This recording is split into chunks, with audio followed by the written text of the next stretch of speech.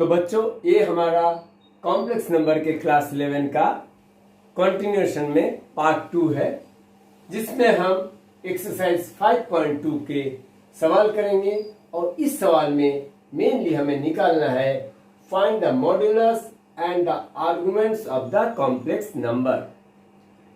यानी कि मॉड्यूलस और आर्गुमेंट्स हमारे किसी कॉम्प्लेक्स नंबर का कुछ तो फीचर है जिसे हमें निकालना है और सीखना भी है। ये मॉड्यूलस सीखने से पहले हम एक कॉम्प्लेक्स नंबर को किस तरह से किसी भी प्लेन पर रिप्रेजेंट किया जाता है उसके बारे में डिस्कस करते हैं। कॉम्प्लेक्स नंबर को किसी प्लेन पर रिप्रेजेंट किया जा सकता है, क्यों? इसे क्यों नहीं एक नंबर लाइन पर रिप्रेजेंट किया जा सकता है? ऐसा सवाल जरूर आपके मन में उठ रहा होगा। जिस तरह से आपने किसी भी रैशनल नंबर का, होल नंबर का, इरेशनल नंबर का आपने नंबर लाइन पर रिप्रेजेंट किया है जूनियर क्लासेस में, लेकिन कॉम्प्लेक्स नंबर को हम इस तरह के नंबर लाइन पर रिप्रेजेंट नहीं कर पाते हैं।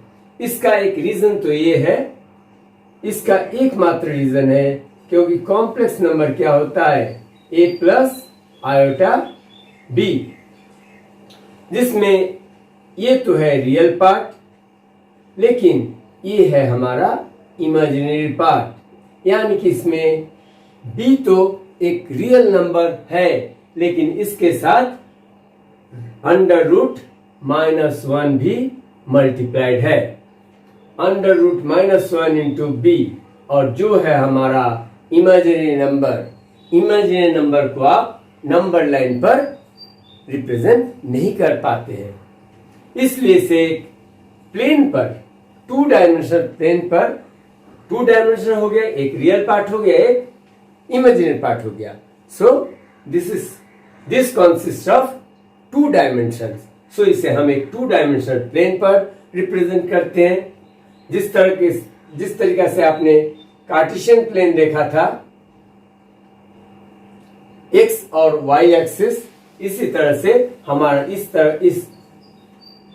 प्लेन पर भी एक हॉरिजॉन्टल एक्सिस, एक वर्टिकल एक्सिस। इस हॉरिजॉन्टल एक्सिस को हम रियल एक्सिस कहेंगे,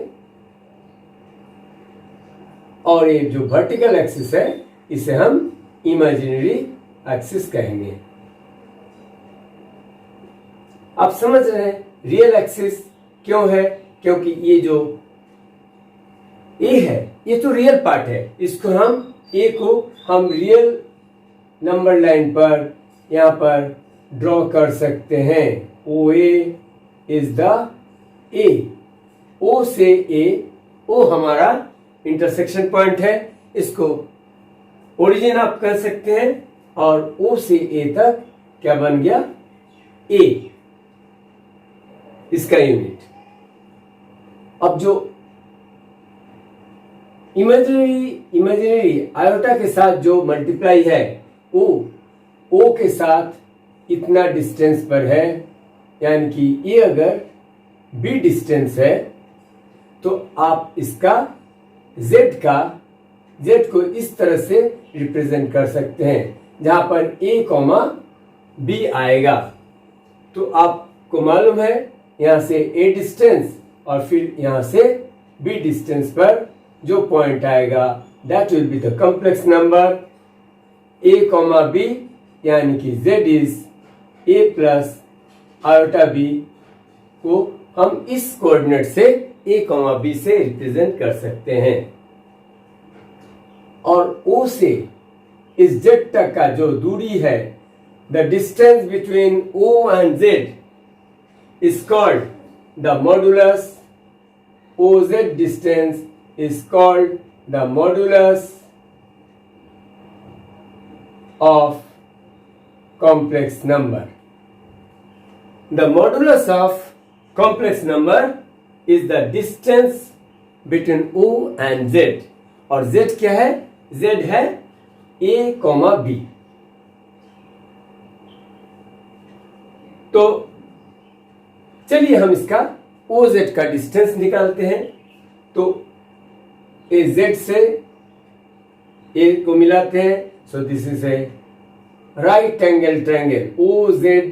OZA is a right angle triangle, और जिसमें हमारा OA है A और O से इस तरह इसका पॉइंट है B, तो यहां भी ZA होगा B। So OZ will be equal to under root A square plus B square. OZ का वैल्यू पाइथागोरस थ्योरम से आपको मालूम है कि base square plus perpendicular square होता है hypotenuse square. So OZ equal to OA square plus AZ square, यानी कि under root A square plus B square. इसी को हम मॉडुलस कहते हैं। इसको आप Z और दोनों तरफ से मोड लगा दीजिए। Mod of Z equal to root A square plus B square. Hope किसी भी कॉम्प्लेक्स नंबर का मॉडुलस हम किस तरह से निकालते हैं ये आपको मालूम चल गया। इंफॉर्मेशन के लिए आपको ये भी बता देते हैं, ये जो प्लेन का हमने जिक्र किया था, इस प्लेन को हम कहते हैं कॉम्प्लेक्स प्लेन। कॉम्प्लेक्स प्लेन, और इसे आर्गन प्लेन भी कहते हैं। क्या कहते हैं? इसे आर्गन प्लेन और कॉम्प्लेक्स प्लेन कहते हैं। लेकिन अगर कंपेयर करेंगे आप कार्टेशियन प्लेन से, आपके कोऑर्डिनेट ज्योमेट्री का जो लॉजिक था, जो आपने कॉन्सेप्ट वहां पढ़ा था, वो ये पढ़ा था कि A, B अगर कोई पॉइंट है सो ये हमेशा फर्स्ट क्वाड्रेंट में होता है। यहां पर भी सेम कॉन्सेप्ट मौजूद रहेगा। अगर A नेगेटिव है और B पॉजिटिव है तो A नेगेटिव इमेजिनरी एक्सिस के लेफ्ट साइड में चला जाएगा, लेकिन B पॉजिटिव है इसलिए ये रियल एक्सिस से ऊपर रहेगा। यानी कि अगर -A, B रहेगा किसी भी कॉम्प्लेक्स नंबर का, सो सेकेंड क्वाड्रेंट में आएगा। इसी तरीका से अगर -A और B भी माइनस रहेगा सो थर्ड क्वाड्रेंट में आएगा, और अगर सिर्फ B negative, A is positive but B is negative, तो ये फोर्थ क्वाड्रेंट में आएगा। जिस तरीके से आपने कोऑर्डिनेट ज्योमेट्री को पढ़ा था, इसी तरीका से हम इस कॉम्प्लेक्स प्लेन या आर्गन प्लेन का भी जब हम प्रॉब्लम को सॉल्व करेंगे तो इसी कॉन्सेप्ट का यूज करेंगे। तो हमें पता चलेगा ये जो हमें Z, जो हमें ये आर्गन प्लेन पर Z को जो हम रिप्रेजेंट कर रहे हैं, वो Z पॉइंट, ये पॉइंट है किस क्वाड्रेंट में। इस तरीके से फर्स्ट क्वाड्रेंट और सेकंड क्वाड्रेंट, थर्ड क्वाड्रेंट और फोर्थ क्वाड्रेंट। अब हम कोई आर्गन प्लेन लेते हैं और इसको आप जान गए हैं, ये जो similar to X axis horizontal, इसे हम रियल एक्सिस कहते हैं और इसे हम इमेजिनरी एक्सिस कहते हैं। और ये जो इंटरसेक्शन है ये हमारा ओरिजिन है। मान लीजिए कोई कॉम्प्लेक्स नंबर हमारा ऐसा है Z1 equal to 1 plus √3 iota, 1 plus √3 iota.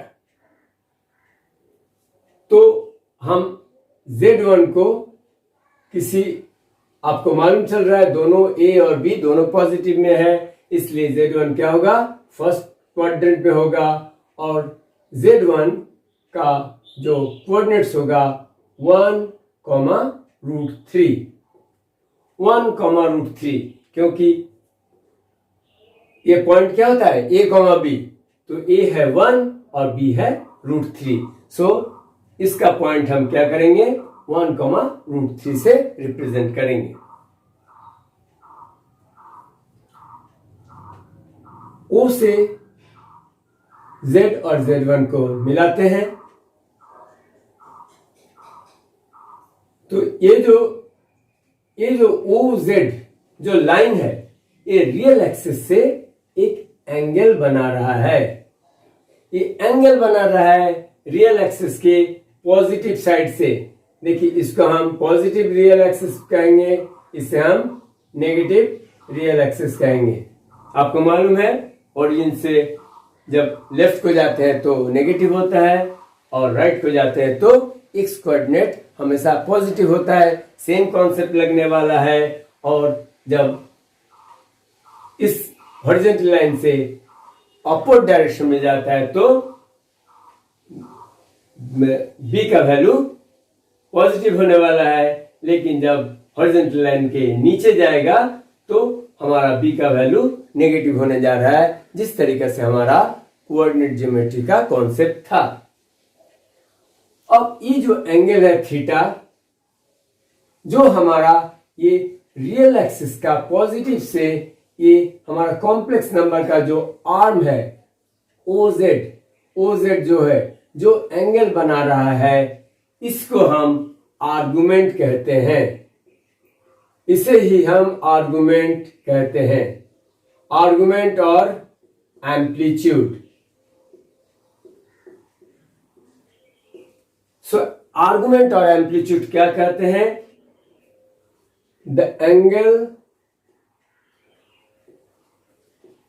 Made by OZ from positive real axis. Positive real axis का मतलब आप समझ रहे हैं कि इस डायरेक्शन में, ना कि इस डायरेक्शन में। ऐसे नहीं होगा, हमेशा इस तरह से एंगल बना रहा है। इसी को हम कहते हैं positive real axis. The angle made by OZ from positive real axis, वही हमारा आर्गुमेंट और एम्पलीट्यूड है। So argument is always the measurement of angle. So इसको this is measured or represented in radian। So हमेशा radians में करेंगे, पाई के terms में करेंगे, ना कि डिग्री में करेंगे।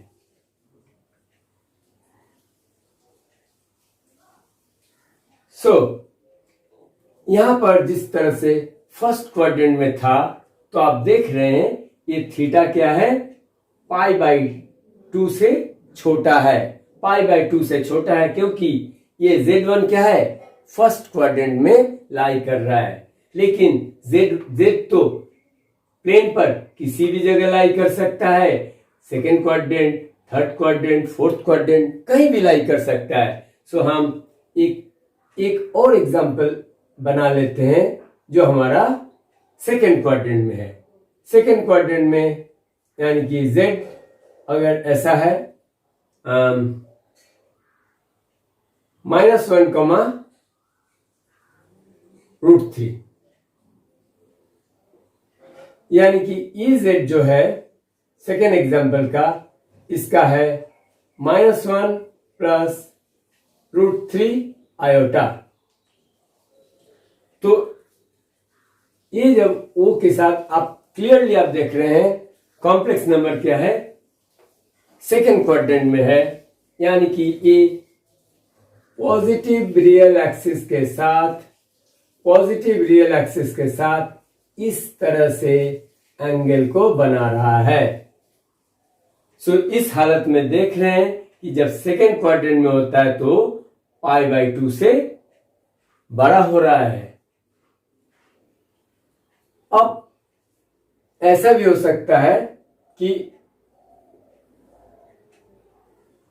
ये जो Z है वो थर्ड क्वाड्रेंट में भी लाई कर सकता है, थर्ड क्वाड्रेंट में भी लाई कर सकता है। और थर्ड क्वाड्रेंट में होने से एक्स और वाई जब थर्ड क्वाड्रेंट में लाई करता था तब क्या होता था, हाँ, दोनों नेगेटिव होता था।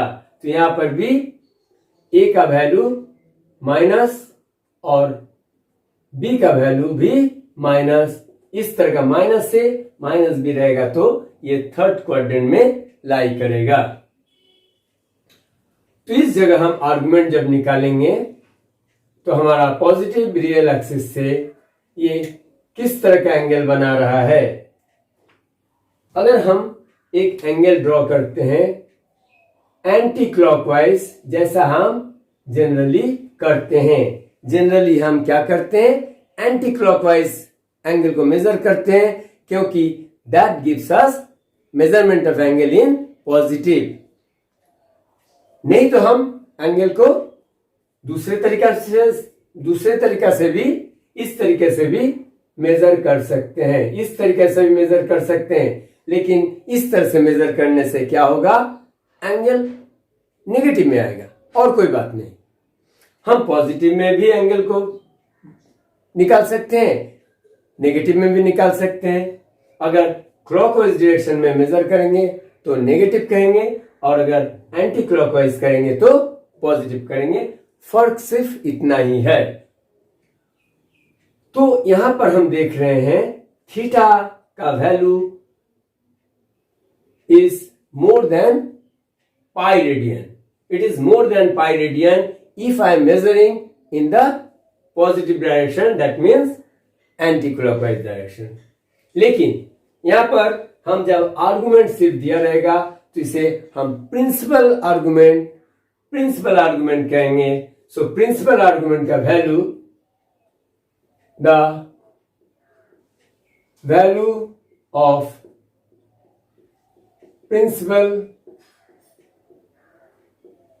Argument is theta must be greater than minus pi and smaller than or equal to pi। यानी कि आर्गुमेंट का वैल्यू क्या होगा, माइनस पाई और प्लस पाई के अंदर रहेगा। उसी एंगल को हम प्रिंसिपल आर्गुमेंट कहेंगे। That is the value of the principal argument. तो इस तरह से आप देख रहे हैं, अगर हम पॉजिटिव डायरेक्शन में इसको मेजर करेंगे तो ये तो पाई से ज्यादा बड़ा हो रहा है, इसलिए इसे हम इस तरह से मेजर नहीं करेंगे, बल्कि हम नेगेटिव में मेजर करेंगे।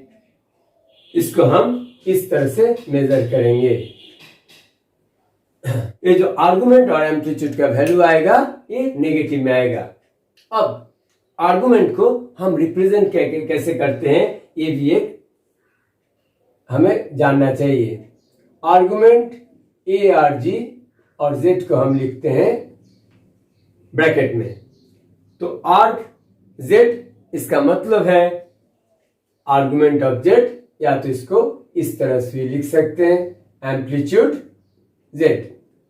एम्पलीट्यूड और आर्गुमेंट दोनों बात बराबर है। तो आर्गुमेंट ऑफ जेड का वैल्यू जो आएगा थर्ड क्वाड्रेंट में हमेशा नेगेटिव आएगा। क्यों आएगा, आप क्लियरली देख रहे हैं, the argument must lie between minus pi and plus pi. और थर्ड क्वाड्रेंट में अगर हम आर्गुमेंट का वैल्यू निकालने जा रहे हैं, ये हमारा डिजायर्ड एंगल को निकालने जा रहे हैं, तो पाई से ग्रेटर बन रहा है, इसलिए इसे हम क्या करेंगे, नेगेटिव डायरेक्शन में मेजर करेंगे, तो ये हमारा हमेशा नेगेटिव में आएगा। लेकिन जब देख रहे थे क्वाड्रेंट 1 और क्वाड्रेंट 2 में ऐसा नहीं होने वाला था, यहाँ पर पॉजिटिव, यहाँ पर भी आर्गुमेंट पॉजिटिव ही निकलेगा। अब देखते हैं, एक एग्जांपल लेते हैं जो क्वाड्रेंट 4 में लाई करेगा और उसका भी आर्गुमेंट कैसे निकालते हैं देखते हैं। फिर हम रियल लाइफ एग्जांपल लेंगे और देखेंगे कि आर्गुमेंट निकालते कैसे हैं। चलिए, एक कॉम्प्लेक्स नंबर ले लिया, इसी को ले लेते हैं। यहां पर फोर्थ क्वाड्रेंट में एक्स क्वाड्रेंट हमेशा पॉजिटिव होता है, यानी कि ये पॉजिटिव होगा और y नेगेटिव होता है, तो a पॉजिटिव b नेगेटिव, 1 -√3, यानी कि z का हमारा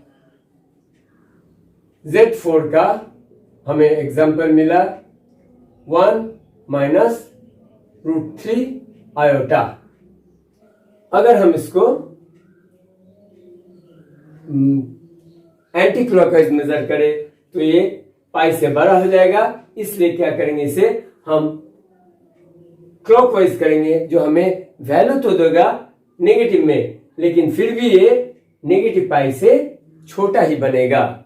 देखिए नेगेटिव पाई अगर इस तरीके से फुल सेमी सर्कल बनाता है तो ये बनेगा नेगेटिव पाई, लेकिन ये इतना ही बन रहा है because it is in fourth quadrant, इसलिए इसका भी वैल्यू नेगेटिव में आएगा। तो मेन फीचर्स ऑफ आर्गुमेंट और एम्पलीट्यूड अब हम समझ गए। Angle made by OZ from with the positive real axis is called the argument or amplitude. This is always measured in radian. इस तरह से आप कर सकते हैं π/6 और π/3 और 2π/3, इस तरह से आप कर सकते हैं। The value of principal argument is between -π and π, यानी कि ये अगर फर्स्ट क्वाड्रेंट में इन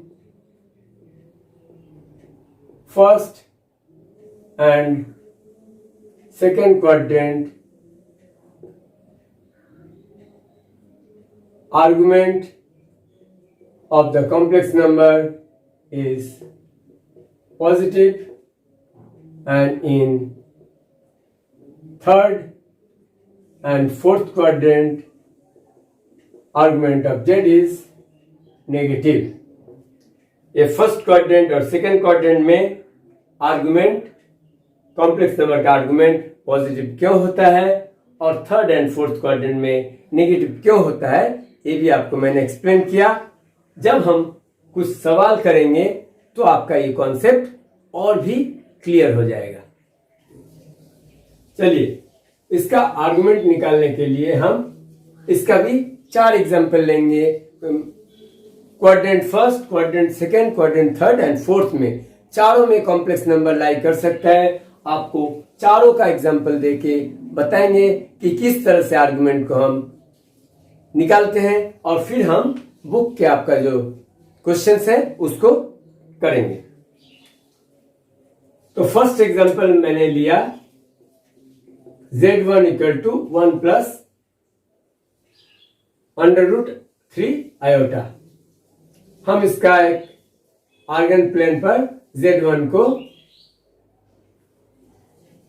रिप्रेजेंट कर लेंगे और इसका A, B क्या आएगा 1, √3। इसका जब मॉड्यूलस निकालेंगे आपको मॉड्यूलस का मालूम है √A² प्लस B², यानी कि 1 का स्क्वायर प्लस √3 का स्क्वायर। 1 का स्क्वायर 1, √3 का स्क्वायर 3 और 3 + 1 4 का square √2। So modulus of a complex number निकालना इतना ही इजी है। अब इसका निकालेंगे हम आर्गुमेंट। आर्गुमेंट क्या होता है? आर्गुमेंट होता है ये थीटा। यहां से अगर परपेंडिकुलर हम ड्रॉ करेंगे तो ये जो मेजरमेंट बनेगा, इसका जो मैग्नीट्यूड बनेगा, ये डिस्टेंस हमारा है 1 और ये डिस्टेंस हमारा है √3। इस ट्रायंगल जो हम देख रहे हैं राइट एंगल ट्रायंगल, इसका परपेंडिकुलर कितना है √3 और बेस है 1। सो हम tan थीटा निकाल सकते हैं इससे। tan theta equal to perpendicular by base √3/1 यानी कि √3 और √3 होता है tan π/3। आपको मालूम है tan 60 डिग्री इक्वल टू √3 और 60 डिग्री का मतलब है 180/3 π/3। अब tan theta equal to tan pi by 3, इसका मतलब ये है theta equal to pi by 3। This is the argument of Z1 जो दिया हुआ है इक्वल टू पाई बाई 3। अब लगे हाथ हम इसका पोलर फॉर्म भी बता देते हैं। अगर आपको बताएगा कि पोलर फॉर्म क्या होता है, पोलर फॉर्म में किस तरह से आप इस Z1 को एक्सप्रेस करेंगे, तो पोलर फॉर्म में कैसे निकाला जाता है। अब पोलर फॉर्म निकालने के लिए ये है ओरिजिन,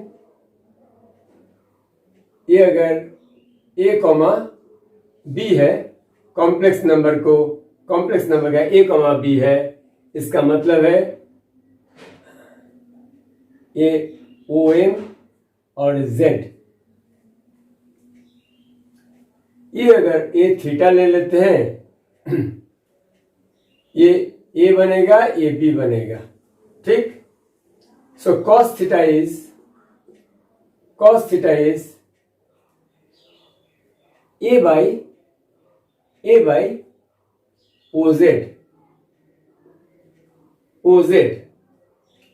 OZ का हमने निकाल चुके थे। OZ क्या होता है, मॉडुलस ऑफ OZ लिखिए या मॉडुलस ऑफ Z लिखिए, और ये होता है root a square plus b square. OZ को हम r से भी रिप्रेजेंट करते हैं। OZ को क्या करते हैं, स्मॉल r से रिप्रेजेंट करते हैं। तो cos थीटा इक्वल टू क्या बन गया, a बाई r, यानी कि a equal to r cos theta.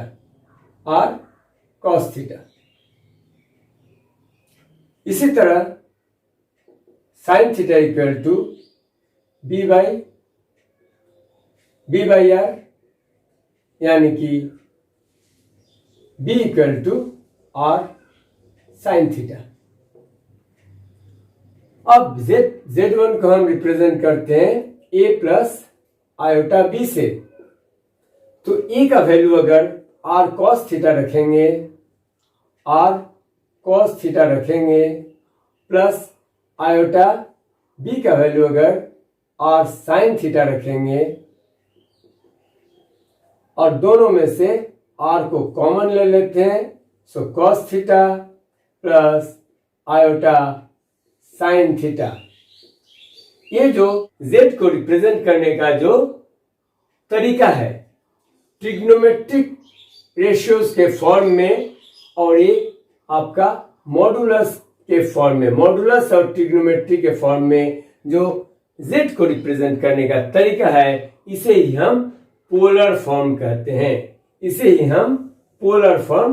हैं। जो हमारा एल्जेब्राइक फॉर्म था z equal to a plus iota b, और पोलर फॉर्म हमारा निकल गया z इक्वल टू r, जहां पर r है modulus of the complex number into cos theta plus iota sin theta.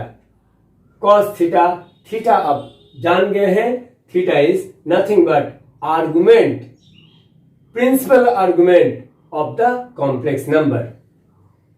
Principal argument of complex number theta निकलने के बाद आप उस कॉम्प्लेक्स नंबर को पोलर फॉर्म में रिप्रेजेंट कर सकते हैं।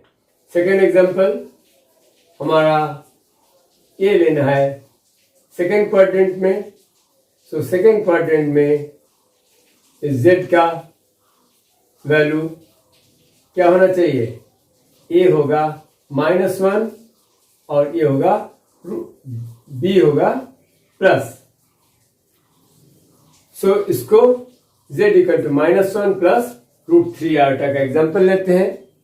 इससे भी आपका समझ में आ जाएगा किस तरह से हम इसका मॉडुलस और आर्गुमेंट निकालेंगे। मॉडुलस निकालने कोई बड़ी बात नहीं है, क्योंकि ये मॉड ऑफ z है, इसका वैल्यू हमेशा पॉजिटिव में ही आएगा, और अब तो हम जान गए इसे आर से भी डिनोट किया जाता है और ये बनता है रूट ए स्क्वायर प्लस बी स्क्वायर से। -1 का स्क्वायर प्लस √3 का स्क्वायर, -1 का स्क्वायर 1 और √3 का स्क्वायर 3 + 1 4 और 4 का स्क्वायर रूट 2। तो हमारा मॉडुलस ऑफ z और r निकला 2। अब हमें निकालना है आर्गुमेंट। अब आर्गुमेंट के लिए हमें ये एंगल को, ये पॉजिटिव रियल एक्सिस है, यहां से हमारा एंगल बन रहा है ये थीटा को निकालना है। तो थीटा को निकालने के लिए ऐसा काम करो, ये angle, suppose this angle is alpha, if this angle is alpha, so हमारा थीटा निकालना काफी आसान हो जाएगा, क्योंकि हम क्लियरली देख रहे हैं अगर पाई से आप अल्फा को माइनस कर दो, पाई से अगर अल्फा को माइनस कर दो तो ये थीटा निकल जाएगा। देख लो, सबसे आसान तरीका, अगर ये बाकी जो एंगल है ये अल्फा है तो हमें थीटा का वैल्यू निकालना है। अगर आप पाई से, पूरा है पाई, और पाई से अल्फा का एंगल, अल्फा का मेजरमेंट सब्ट्रैक्ट कर दो, ये थीटा निकल जाएगा। So theta equal to pi minus alpha. अब हमारा क्या चैलेंज है? अल्फा निकालना। अब करते हैं, इससे हम अगर परपेंडिकुलर ड्रॉ करते हैं तो हम देखते हैं यहां से यहां क्या है, -1 है, -1 है, और ये जो परपेंडिकुलर है ये क्या है, ये √3 है, ये √3 है। z अगर -1, √3 है, इसका मतलब है यहां से यहां इसका मैग्नीट्यूड 1 है। मैग्नीट्यूड अगर देखेंगे तो मैग्नीट्यूड तो सिर्फ 1 है, और ये जो परपेंडिकुलर दिख रहा है ये √3 है। तो अगर हम या तो इसका मैग्नीट्यूड देखें, क्योंकि हमें निकालना है ये सिर्फ अल्फा का वैल्यू, ये एंगल देखना है, ये एंगल कितना है इसका मेजरमेंट निकालना है, इसका सिर्फ इस एंगल का मेजरमेंट लेना है। सो इसके लिए इसका सिर्फ मैग्नीट्यूड देखो, यहां से यहां कितना है, 1 यूनिट है। सो हमारा tan अल्फा बनेगा √3/1। कोई ऑथर इस तरह से समझाता है कि इसका सिर्फ मैग्नीट्यूड देखो, और कोई आपको बताएगा मॉड ऑफ tan अल्फा निकाल लो।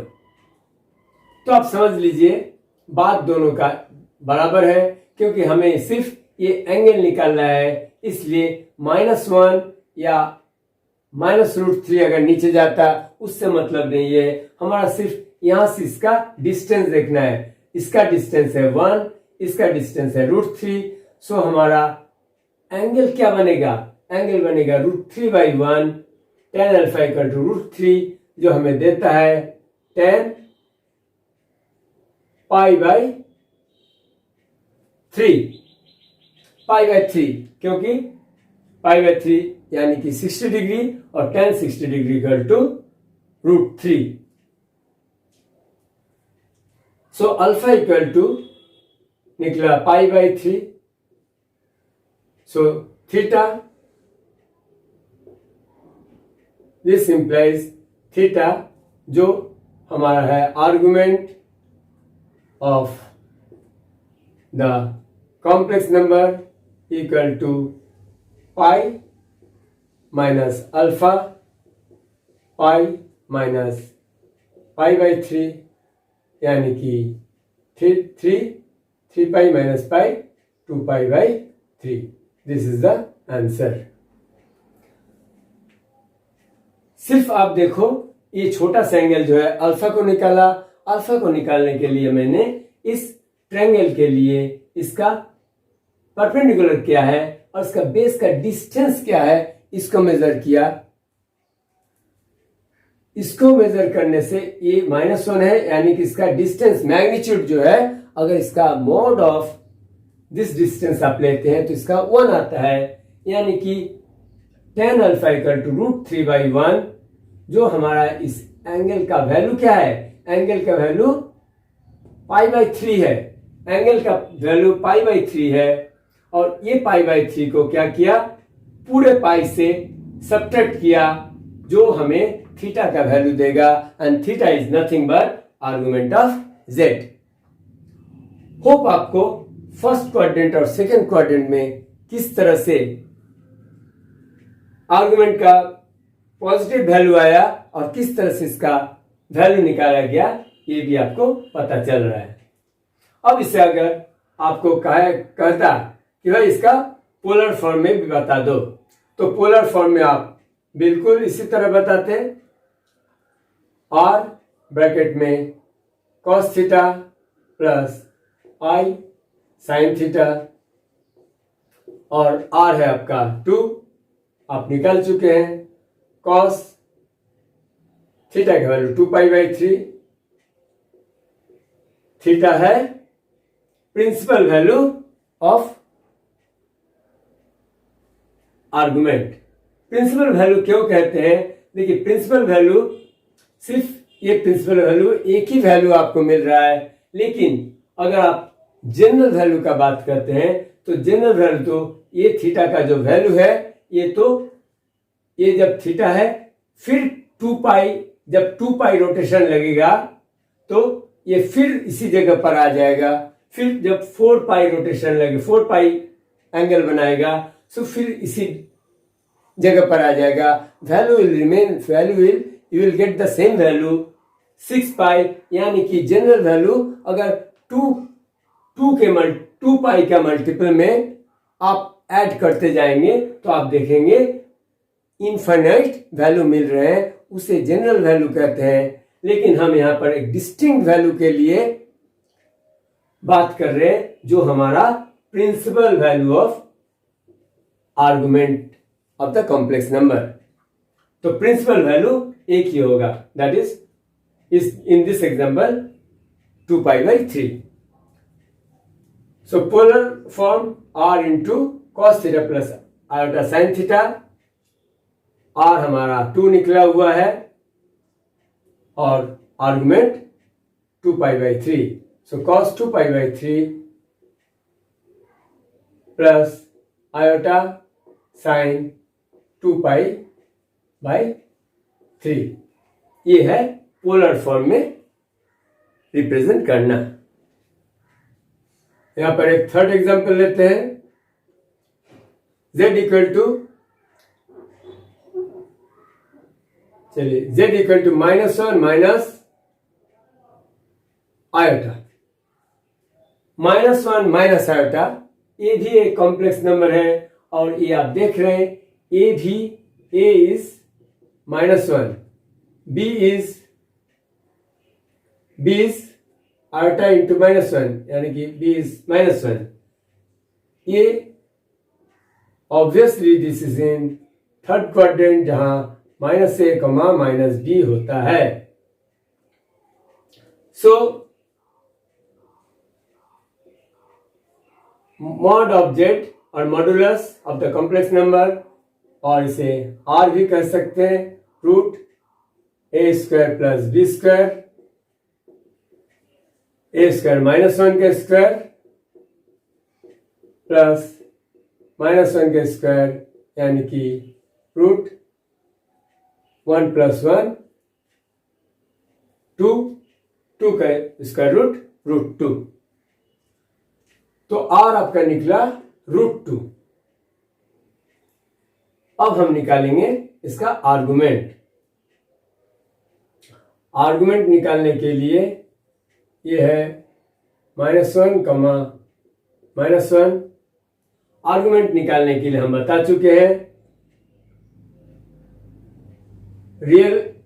पॉजिटिव रियल एक्सिस से हम जब प्रिंसिपल आर्गुमेंट निकालेंगे तो हम अगर एंटी क्लॉकवाइज डायरेक्शन में मेजर करने जाएंगे तो ये हमारा पाई से बड़ा हो जाएगा, लेकिन कंडीशन ये है कि पाई से बड़ा नहीं हो सकता है। It must lie between -π and pi.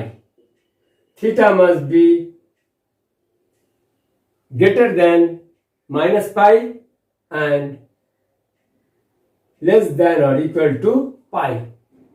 So ये हमें इस डायरेक्शन में नेगेटिव एंगल मेजर करते हैं जिस तरीके से, उस तरीके से नेगेटिव यानी कि क्लॉकवाइज डायरेक्शन में मेजर करना है। तो इसके लिए भी हम क्या करते हैं, ये अल्फा, ये बन गया थीटा, ये है अल्फा। अल्फा का वैल्यू निकाल लेते हैं। ये -1, -1 है। सो इसका यहां से यहां ये जो डिस्टेंस है, डिस्टेंस का मैग्नीट्यूड 1 है। हम इंटीजर में -1, -2 इस तरह बात नहीं कर रहे हैं, हम इसका डिस्टेंस का मॉड का बात कर रहे हैं, यानी कि O से इस पॉइंट का डिस्टेंस कितना है, 1 यूनिट है, और यहां से भी इसका डिस्टेंस 1 यूनिट है। यानी कि tan अल्फा अगर हम निकालेंगे, इस एंगल को सिर्फ एंगल का मेजरमेंट निकालेंगे तो tan alpha will be 1/1, that is 1, and tan 45 degree यानी कि π/4। So alpha equal to π/4। Theta क्या निकलेगा, थीटा अगर पाई से अल्फा को माइनस करते हैं, अगर पाई से अल्फा को माइनस करते हैं तो आपका थीटा निकल जाएगा। So theta will be pi minus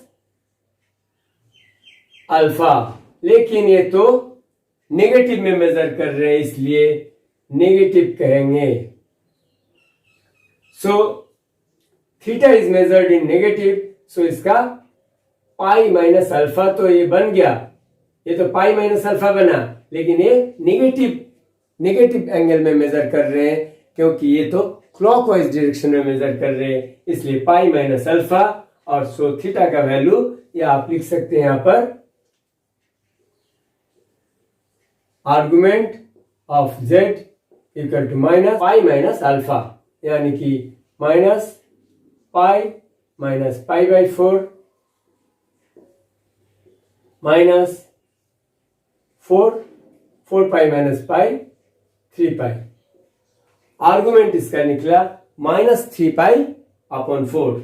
और अगर इसका भी पोलर फॉर्म में आपको रिप्रेजेंट करना है, इस तरीके से आप रिप्रेजेंट कर सकते हैं, r इंटू कॉस थीटा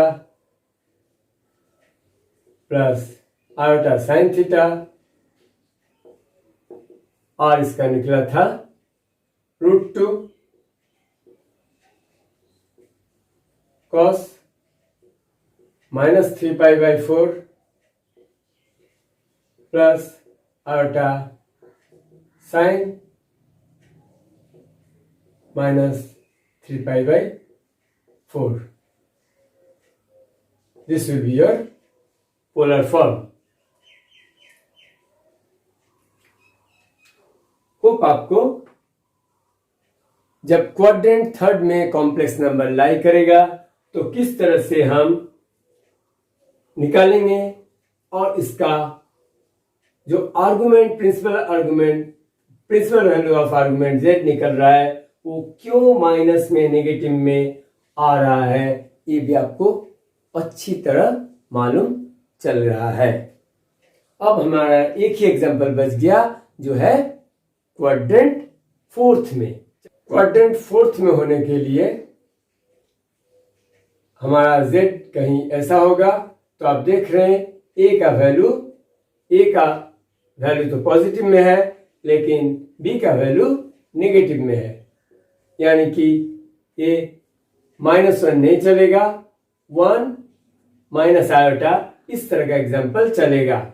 यानी कि ए 1 कॉमा -1, जेड अगर जेड इज 1 माइनस आयोटा है, सो ये पॉइंट जेड 1 कॉमा -1 से रिप्रेजेंट होगा आर्गन प्लेन के ऊपर, और इसका मॉडुलस आर निकलेगा √1² प्लस -1 का स्क्वायर जो होगा √2। किस तरह से √2 होगा आपको पिछले सवाल में भी बताया था। अब इसका जो ये थीटा है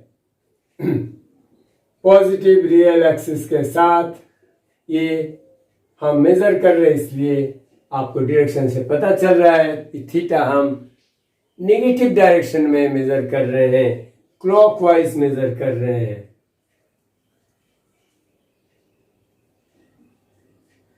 सो थीटा का वैल्यू देखिए, tan थीटा, सिर्फ थीटा का वैल्यू क्या है, ये है 1, ये भी है 1, दोनों का मैग्नीट्यूड 1 है। So tan theta equal to 1, that is tan π/4। यानी कि ये थीटा है π/4, लेकिन ये थीटा तो नेगेटिव में आप मेजर किए हैं, तो जरूर ही principal argument of z is -π/4, ये आपको लिखना है। और अब आप देख रहे हैं किस तरह से क्वाड्रेंट फर्स्ट और सेकंड में आर्गुमेंट का वैल्यू प्लस में आता है, और क्वाड्रेंट थर्ड और फोर्थ में प्रिंसिपल आर्गुमेंट z का वैल्यू नेगेटिव में आता है। इसका भी आप अगर पोलर फॉर्म में करना चाहे, r यानी कि √2 into cos -π/4 cos theta plus iota sin theta sin -π/4। आपको सिर्फ पोलर फॉर्म में लिखना है, इस तरीके से आप रिप्रेजेंट कर सकते हैं पोलर फॉर्म में। चलिए कि आपका एक्सरसाइज का क्वेश्चन देखेंगे। हालांकि अब इतना एक्सप्लेन करने के बाद आप खुद से भी उसको ट्राई कर सकते हैं। ठीक है, ये हमारा था एग्जाम्पल नंबर 4, क्योंकि हमने 1 2 3 4 इसलिए एग्जाम्पल को कराया कि फर्स्ट क्वाड्रेंट में, सेकंड क्वाड्रेंट में, थर्ड क्वाड्रेंट में, फोर्थ क्वाड्रेंट में, डिफरेंट क्वाड्रेंट में जब कॉम्प्लेक्स नंबर लाई करता है तो स्टूडेंट्स को आर्गुमेंट्स निकालने का कोई परेशानी ना हो। चलिए, आपका एनसीईआरटी के एक्सरसाइज 5.2 में ये दो क्वेश्चंस है, फर्स्ट एंड सेकंड, जिसका मॉडुलस निकालना है, आर्गुमेंट निकालना है इस कॉम्प्लेक्स नंबर का। अब तो जैसा हम एक्सप्लेन किए थे एग्जांपल्स देके, वो आपको काफी ये देखते ही पता चल रहा है कि ए भी माइनस में है, बी भी माइनस में है, तो जरूर ही ये थर्ड क्वाड्रेंट का सवाल है। यहाँ पर हमारा ए -1 है और बी -√3 है। सो जेड जो है हमारा ए कॉम्प्लेक्स नंबर को रिप्रेजेंट करता है आर्गन प्लेन के ऊपर, और इसका जो आर कहिए या जेड का मॉडुलस कहिए, ये निकलता है √a² प्लस b² से, यानी कि -1 का स्क्वायर प्लस -√3 का स्क्वायर -1 का स्क्वायर 1 प्लस √3 का स्क्वायर 3 प्लस 1 4 का स्क्वायर रूट 2। अब हम जैसा देख रहे थे ये क्वाड्रेंट थर्ड में है, तो थर्ड में हम क्या करेंगे, रियल पॉजिटिव रियल एक्सिस से क्लॉकवाइज मेजर करेंगे। इसलिए इस तरह से डायरेक्शन लगाया, तो आप देख रहे हैं ये अगर थीटा है तो थीटा का वैल्यू कैसे निकलेगा, थीटा का वैल्यू निकलेगा पाई से, अगर इस एंगल को हम सब्ट्रैक्ट करेंगे तो हमारा थीटा का वैल्यू निकल जाएगा। पाई से इस एंगल का वैल्यू को माइनस करेंगे, इसको लेट कर लेते हैं अल्फा, सो पाई माइनस अल्फा, इस तरह से हमें थीटा का वैल्यू निकल जाएगा। चलिए इस एंगल को निकालते हैं। अगर इसका अगर सिर्फ मैग्नीट्यूड के बारे में सोचते हैं तो मैग्नीट्यूड इसका 1 है और इसका है √3, यानी कि tan अल्फा इक्वल टू √3/1 और tan अल्फा का वैल्यू अगर √3 होता है तो आपको मालूम है ये tan π/3 है।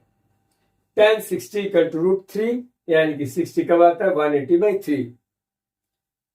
सो अल्फा इक्वल टू आपका निकल गया π/3। सो थीटा आपको निकालना है, theta equal to pi minus π/3। लेकिन आपको निकालना है आर्गुमेंट ऑफ जेड। ये क्या होता है, ये जब आप थर्ड क्वाड्रेंट में निकाल रहे हैं तो नेगेटिव में आएगा, नेगेटिव थीटा, यानी कि negative pi minus π/3।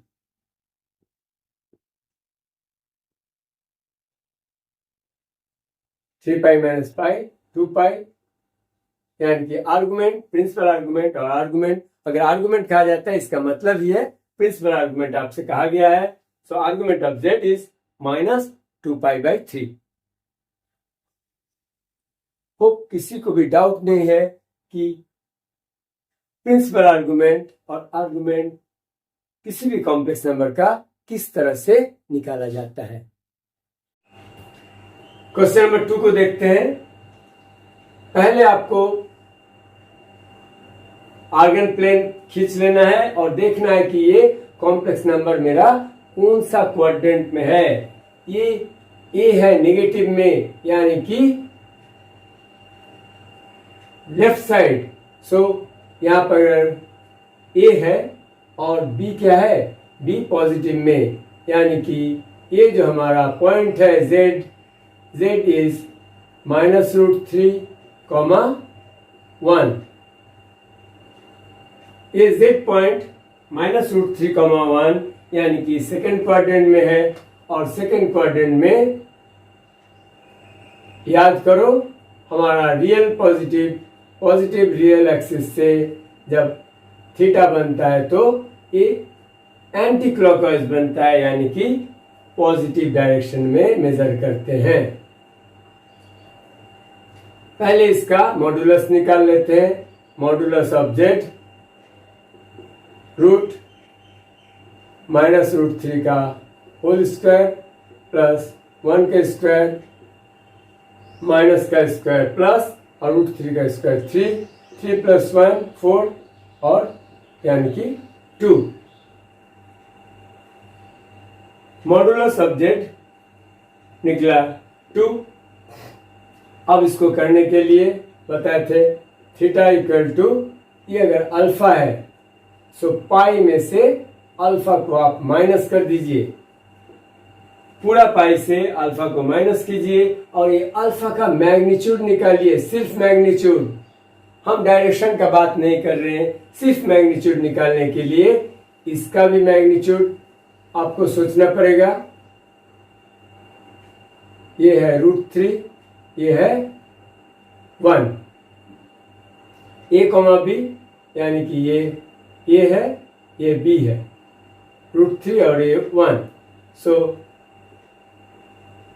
tan alpha equal to 1 by √3 and the tan pi by 6.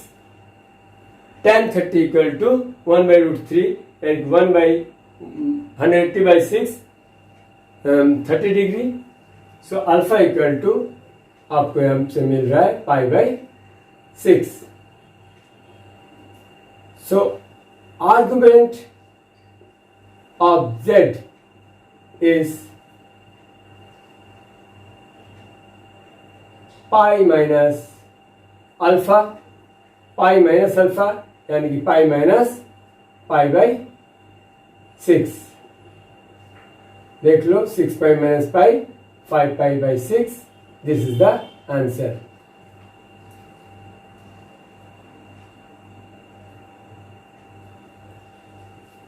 दोनों सवाल को हमने किया और इसके पहले 4 एग्जाम्पल भी किया, जिससे किसी भी क्वाड्रेंट में आपको अगर कॉम्प्लेक्स नंबर रहेगा तो आप अभी इत्मीनान से उसका प्रिंसिपल आर्गुमेंट्स निकाल सकते हैं. मुझे उम्मीद है आपको ये वीडियो पसंद आया. अगर पसंद आया आप लाइक कीजिए, अपने दोस्तों के साथ शेयर कीजिए. Thank you students for watching the video. Bye bye. Take care.